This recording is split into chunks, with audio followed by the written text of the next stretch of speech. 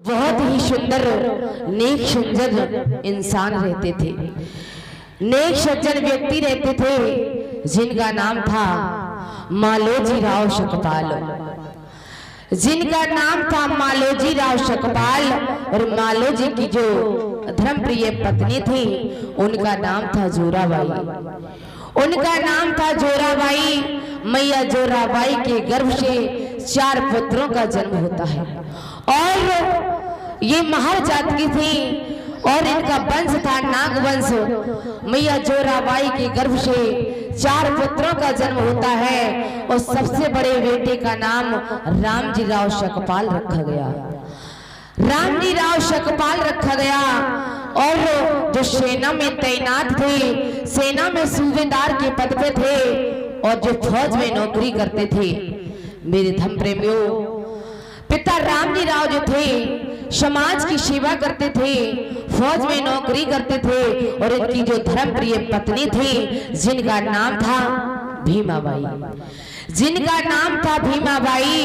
इधर मेरे भैया एक दिन का जिक्र है, पिता रामजी राव अपने आंगन में बैठे हुए हैं, अम्बावड़ी ग्राम के रहने वाले पिता रामजी राव। आइए ध्यान देते हैं, चलते ही कथा प्रसंग की ओर।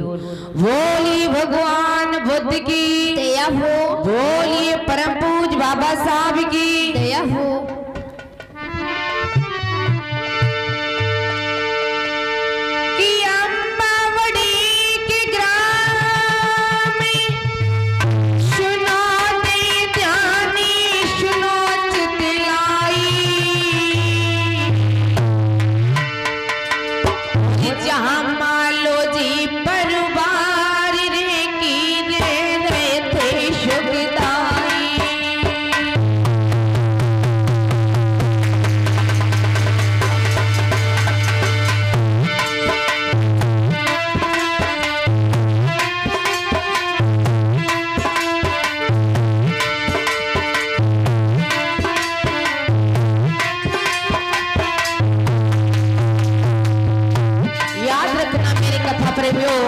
अम्बावड़ी ग्राम में एक मालोजी राव के नाम के व्यक्ति हैं जिनकी पत्नी का नाम है जोराबाई।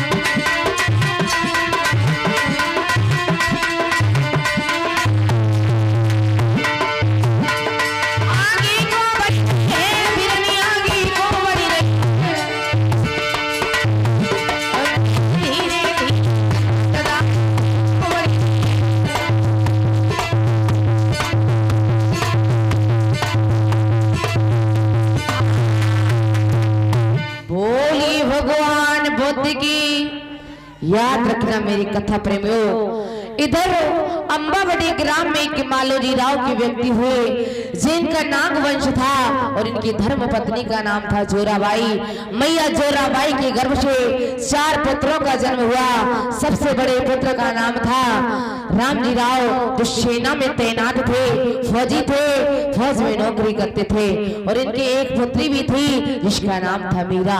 आज मेरे भैया हुआ क्या है, पिता रामजी राव जो है उस समय माता विनोधम पुंदो जातिवाद, भेदभाव, छुआछूत की बीमारी फैली हुई थी। बड़ा ही भेदभाव था, बड़ा ही छुआछूत की बीमारी फैली हुई थी।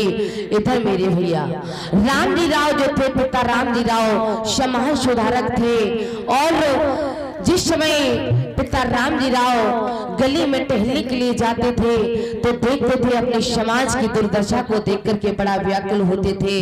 मन में विचार करते थे हमारे समाज में ये कैसा अत्याचार हो रहा है, हमारे समाज में, हमारे समाज के लोगों पर ये कुत्ता बिल्लियों जैसा बुरा अत्याचार, अपमान किया जा रहा है। इधर बड़ी सोच विचार में पिता रामजी राव जो हैं अपने आंगन में बैठे हैं। इधर जब बैठे हैं तो इधर मैया भीमा जो थे पिता रामजी राव की धर्म पत्नी, मैया भीमा पिता रामजी राव के समक्ष में आती है।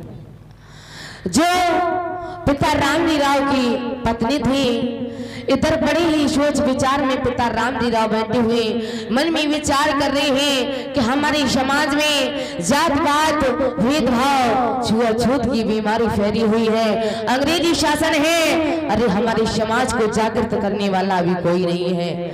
हमारे समाज के साथ बड़ा अपमान, बड़ा अत्याचार हो रहा है। इधर मेरे भैया आज पिता रामजी राव पूरे दिन बड़े चिंतित रहते थे, बड़े दुखित रहते थे। इधर मेरे भैया हुआ क्या है, मैया भीमा जब है अपने पति रामजी राव के पास में आ जाती है। जैसे ही अपने पति रामजी राव के पास में आई है, रामजी राव का चेहरा देखती है, कहने लगी है साजन क्या बात है, अरे आजकल हम देख रहे हैं आप बड़ा उदास रहती हो, बड़े व्याकुल रहती हो, आपकी उदासी का कारण क्या है महाराज। पिता रामजी राव कहने लगे प्राण प्रिय, तुम्हें नहीं मालूम है कि हमारे समाज के साथ कितना बड़ा अत्याचार हो रहा है। हमारे समाज में ये छुआछूत, भेदभाव की बीमारी फैली हुई है। अरे भीमा, मैं ये सोच के परेशान हूँ कि हमारे समाज के साथ में जो ये अत्याचार हो रहा है ये क्यों हो रहा है, और इस अत्याचार को मिटाने वाला, इस अत्याचार को खत्म करने वाला अभी तक हमारे समाज में कोई पैदा नहीं हुआ।